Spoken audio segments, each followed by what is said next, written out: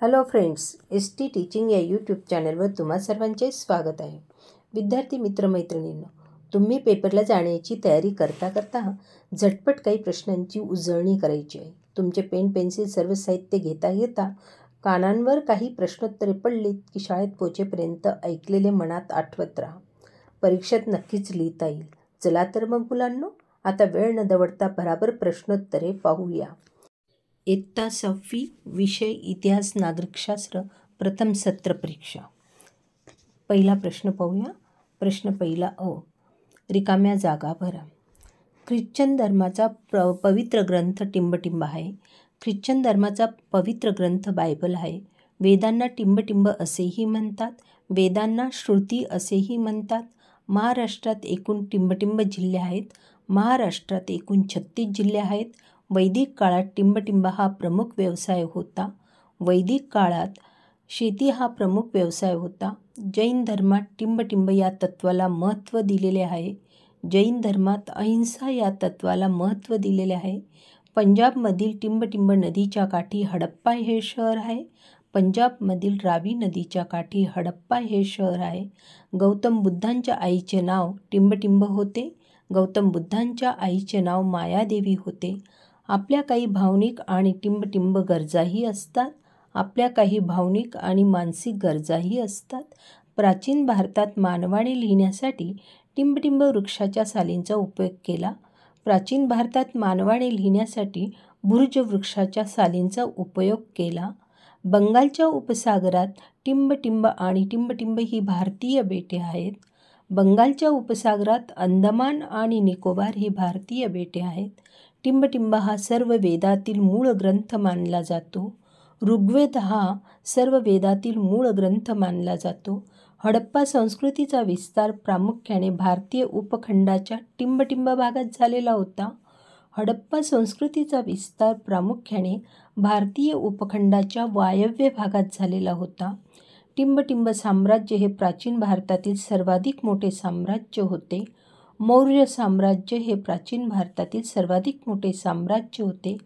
घागरा नदीला पाकिस्तानात टिंबटिंब या नावाने ओळखतात. घागरा नदीला पाकिस्तानात हाकरा या नावाने ओळखतात.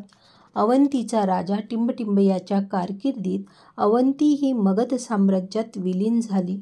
अवंतीचा राजा प्रद्योत याच्या कारकिर्दीत अवंती ही मगध साम्राज्यात विलीन झाली. वर्धमान महावीर जैन धर्माच्या परंपरेतील टिंबटिंब तीर्थंकर होत. वर्धमान महावीर जैन धर्माच्या परंपरेतील 24वे तीर्थंकर होत. पारशी धर्माच्या पवित्र ग्रंथाचे नाव टिंबटिंब असे आहे. पारशी धर्माच्या पवित्र ग्रंथाचे नाव अवेस्ता असे आहे. इसवी सन 1921 मध्ये पंजाबमधील टिंबटिंब नदीच्या काठी हडप्पा येथे उत्खनन प्रथम सुरू झाले. इसवी सन 1921 मध्ये पंजाबमधील रावी नदीच्या काठी हडप्पा येथे उत्खनन प्रथम सुरू झाले. बौद्ध धर्माची पहिली परिषद मगध राज्याची राजधानी टिंबटिंब येथे झाली.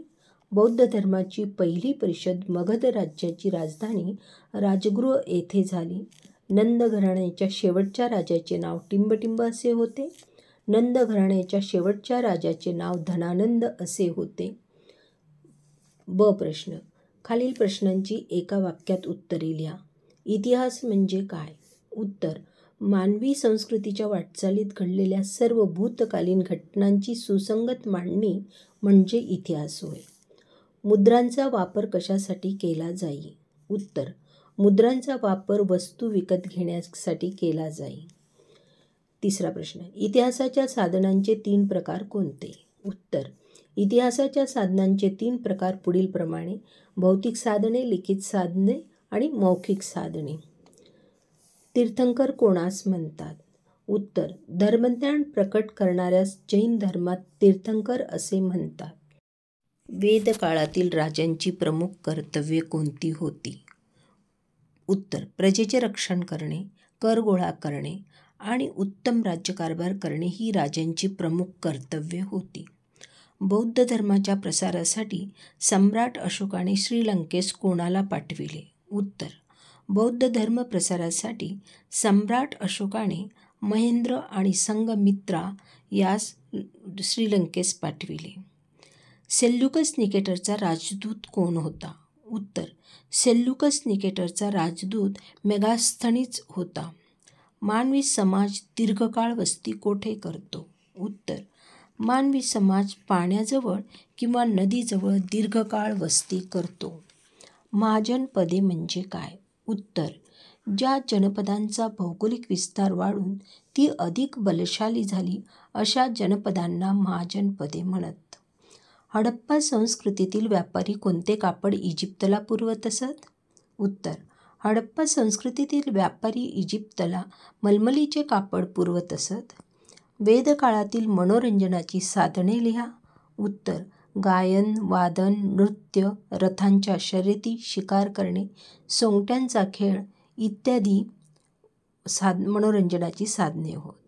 अथर्ववेदांच्या संहितेला कोणाचे नाव देण्यात आले आहे?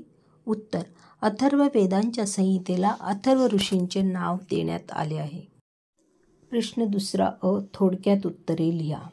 वर्धमान महावीरांना जीन असे म्हटले जाऊ लागले. उत्तर, केवळ ज्ञान म्हणजेच विशुद्ध ज्ञान प्राप्त करणाऱ्यांवर आनंद किंवा पीडा यांचा कोणताही परिणाम होत नसतो. वर्धमान महावीरांनी घरादाराचा त्याग करून 12.5 वर्ष तपश्चर्या करून हे विशुद्ध ज्ञान प्राप्त केले. वर्धमान महावीर यांनी सर्व विकारांवर विजय मिळवला. सर्व विकारांवर विजय मिळविणाऱ्यांना वर्धमान महावीरांना जीन म्हटले जाऊ लागले. पुढचा प्रश्न आहे, वेदकाळात गायींची विशेष काळजी घेतली जाई. उत्तर, वेदकाळातील लोकांना गायीचे दूध व त्यापासून तयार केलेले पदार्थ आवडत असत. त्या काळात गायींचा उपयोग विनिमयासाठीही केला जात असे. विनिमयाच्या उपयोगामुळे गायींना विशेष किंमत असे. गायींच्या उपयुक्ततेमुळे व मूल्यामुळे त्यांना कोणी चोरून नेऊ नये म्हणून वेदकाळात गायींची विशेष काळजी घेतली जाई. नंदराजांची माहिती लिहा. इसवी पूर्व 324 या काळात मगध साम्राज्यात नंदराजांची सत्ता होती. एका मोठ्या साम्राज्यात आवश्यक अशी शासन व्यवस्था नंदराजांनी निर्माण केली. पायदळ, घोडदळ, रथदळ, हत्तीदळ असे चतुरंग सैन्य त्यांच्या पदरी होते. हडप्पा संस्कृतीचा ऱ्हास होण्यास कारणीभूत गोष्टी कोणत्या? उत्तर, हडप्पा संस्कृतीचा ऱ्हास होण्याची कारणे म्हणजे पूर, भूकंप, हवामानातील बदल, व्यापारातील घट आणि आर्यांच्या आक्रमणाचा प्रभाव ही होती. पुढचा प्रश्न आहे ब. टिपा लिहा. वेदकालीन घरे. वेदकाळातील लोकांची घरे मातीची किंवा कुडाची असत. गवतांचे व वेलींचे जाडसर तट्टे विणून त्यावर शेण व माती लिंपून कुडाच्या भिंती तयार केल्या जात. घरातील जमीन शेणाने सारवली जात असे. त्या काळी गवताने शाकारलेली उतरत्या छपरांचीही घरे होती. प्रश्न तिसरा अ. भारत हे जगातील एक महत्त्वाचे टिंबटिंब राष्ट्र आहे. भारत हे जगातील एक महत्त्वाचे धर्मनिरपेक्ष राष्ट्र आहे. माणसातील कलागुणांचा विकास टिंबटिंबमुळे होतो. माणसातील कलागुणांचा विकास समाजामुळे होतो. ग्रामपंचायतीच्या निवडणुका दर टिंबटिंब वर्षांनी होतात. ग्रामपंचायतीच्या निवडणुका दर 5 वर्षांनी होतात. समाजातील दैनंदिन व्यवहार सुरळीत चालण्यासाठी माणसाला टिंबटिंब गरज वाटली. समाजातील दैनंदिन व्यवहार सुरळीत चालण्यासाठी माणसाला नियमांची गरज वाटली. पुढचा आहे, सहकार्य म्हणजे काय? उत्तर, सहकार्य म्हणजे एकत्र येऊन एखादे कार्य सर्वांनी मिळून पूर्ण करणे होय. आपल्या मूलभूत गरजा कोणत्या? उत्तर, अन्न, वस्त्र, निवारा, शिक्षण आणि आरोग्य या आपल्या मूलभूत गरजा आहेत. भारतात कोणकोणत्या प्रकारची विविधता आहे? उत्तर, भाषिक, धार्मिक, प्रादेशिक, वेशभूषा, आहार यात विविधता आढळते. समाजामुळे आपल्याला कोणती संधी मिळते? समाजामुळे आपल्याला आपले गुण विकसित करण्याची संधी मिळते व प्रगती करण्याची संधी मिळते. पुढचा प्रश्न आहे, धर्मनिरपेक्षतेचे तत्त्व आपण का स्वीकारले आहे? भारतात विविध जाती धर्माचे व संप्रदायाचे लोक राहतात.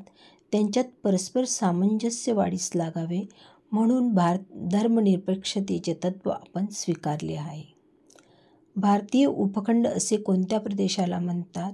उत्तर, नेपाळ, भूतान, पाकिस्तान, अफगाणिस्तान, बांगलादेश, श्रीलंका आणि भारत देश मिळून होणाऱ्या भूभागाला दक्षिण आशिया या नावाने ओळखले जाते. याच भूभागातील भारताचा विस्तार आणि महत्त्व लक्षात घेऊन या प्रदेशाला भारतीय उपखंड म्हणतात. विद्यार्थी मित्रमैत्रिणींनो, व्हिडिओला लाईक अँड शेअर करा, सबस्क्राईब करा. डिस्क्रिप्शनमध्ये लिंक दिली आहे, तीही अवश्य पहा. पुन्हा भेटूया एका नवीन व्हिडिओसह. धन्यवाद. Best of luck.